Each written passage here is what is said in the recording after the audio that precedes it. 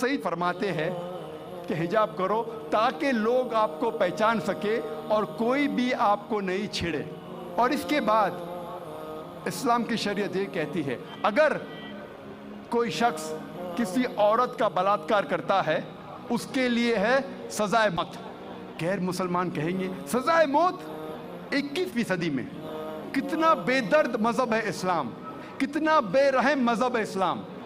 लेकिन जब मैं ये सवाल गैर मुसलमानों से पूछता हूँ, और हज़ारों गैर मुसलमानों से पूछा हूँ कि मिसाल के तौर पे अगर अल्लाह ना करे, खुदा ना करे, कोई आपकी माँ का बलात्कार करता है और वो बलात्कार करने वाले को मैं आपके सामने ले आता हूँ और आपको जज बनाता हूँ, आप क्या सज़ा देंगे उसे?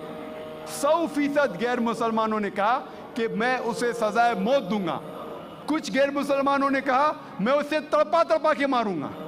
तो कौन आपकी वालदा का बलात्कार करता है, ज़िना बिल जब्त करता है, आप कहते हैं कि सजाए मौत। किसी और के वालदा का बलात्कार कोई करता है, आप कहते हैं सजाए मौत। गलत है। वाई दी डबल स्टैंडर्ड्स? दो तरफा क्यों? और यूएसए हम समझते हैं कि सबसे तालीम याफ्ता मुल्क है, तरक्की याफ्ता मुल्क है।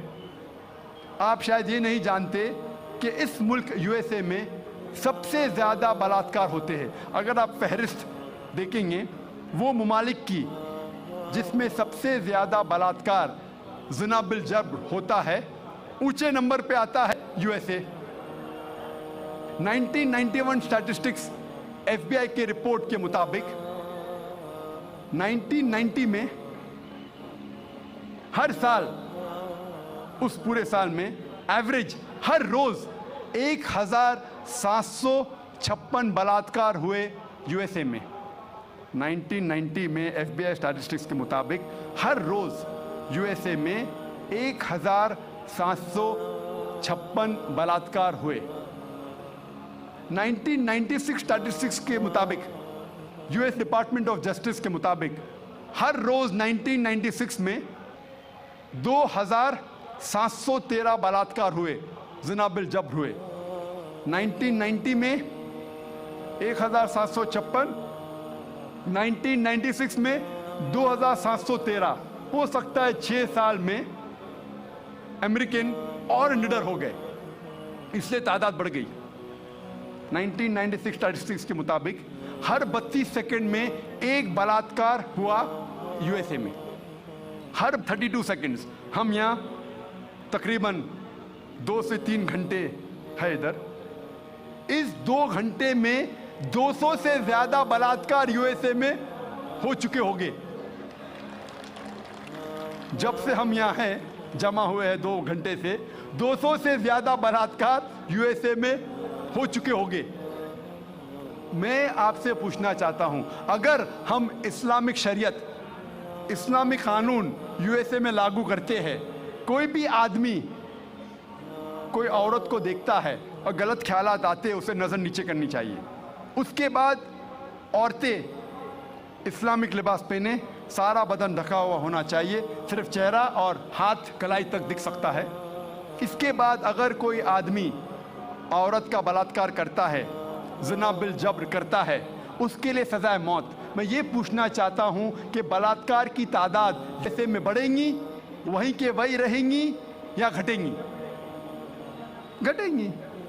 It's a practical law. आप जहाँ भी इस्लामी कानून लागू करेंगे, इस्लामिक शरीयत लागू करेंगे, चाहे वो यूएसए में हो, कनाडा में हो, यूके में हो, हिंदुस्तान में हो, सऊदी अरेबिया में हो, सिंगापुर में हो, जहाँ भी आप लागू करेंगे, फौरन आपको रिजल्ट्स मिलेगा, फौरन उस देश में रहमत हो जाएगी।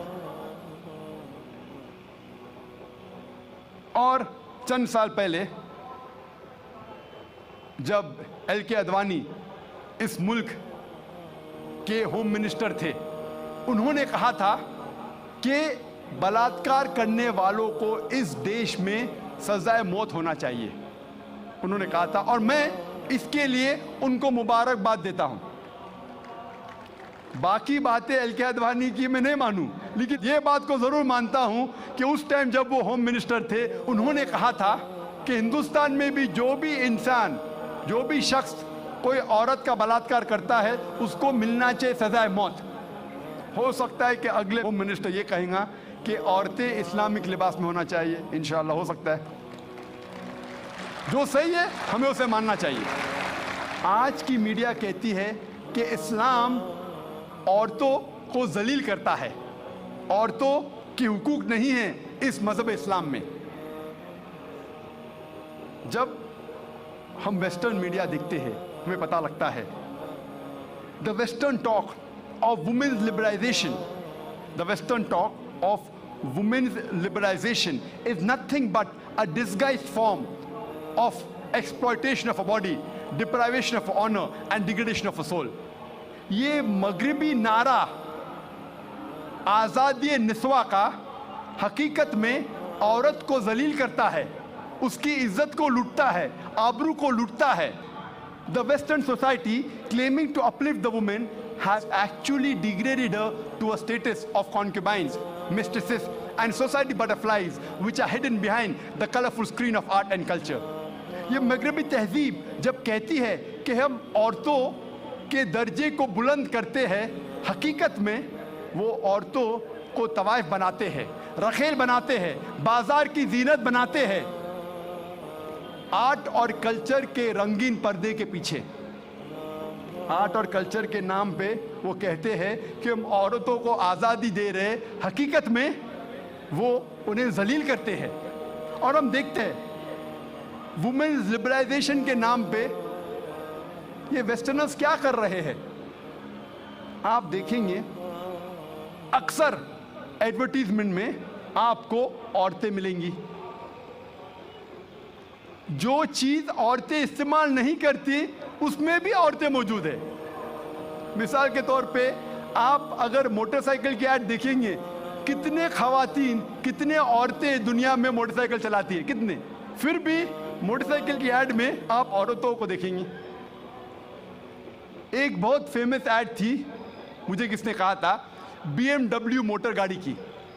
ये गाड़ी है BMW, जो नौजवानों में बहुत फेमस है, बहुत मशहूर है।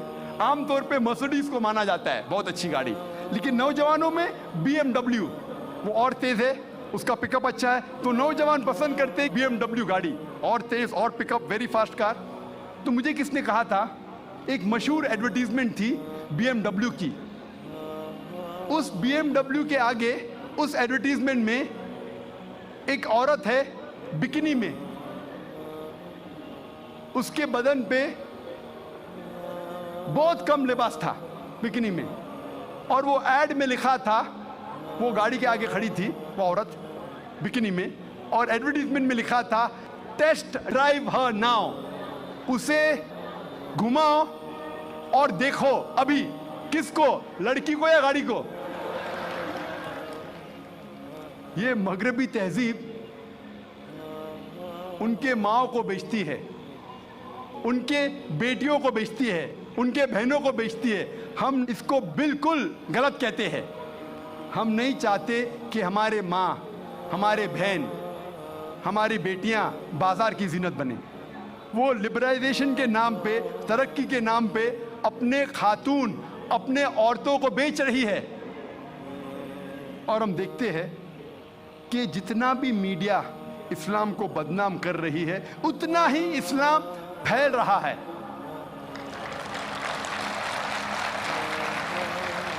आज सबसे ज्यादा फैलने वाला मजहब सारी दुनिया में नंबर 1 इस्लाम। यूएसए में सबसे ज्यादा फैलने वाला मजहब इस्लाम, यूरोप में सबसे ज्यादा फैलने वाला मजहब इस्लाम।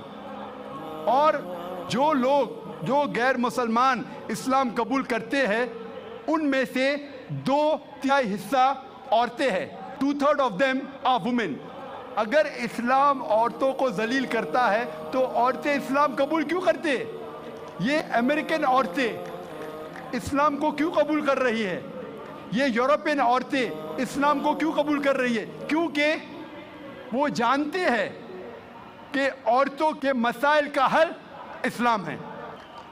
वो जानते हैं कि औरतों के लिए रहमत है इस्लाम।